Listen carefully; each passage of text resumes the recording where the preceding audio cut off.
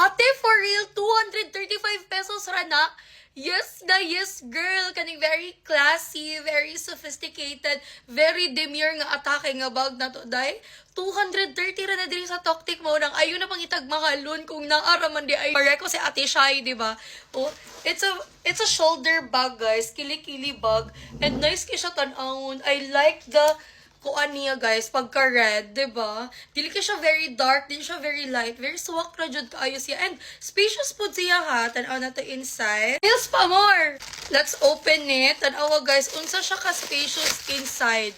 Masud kiti mo kang wallet, imong power bank, imong charger, imong phone, dirag imong pulbos. Diba? Perfect ka. Ayo siya ka na ganing nagdali-dali na ka. Pang go-to bag ginin mo. Nang I'm telling you, if wala pa ka nakakita og very perfect nga affordable na kili bag dahil this is it na gyud. 230 pesos. Makuha na kaging ani ka quality nga bag, girl.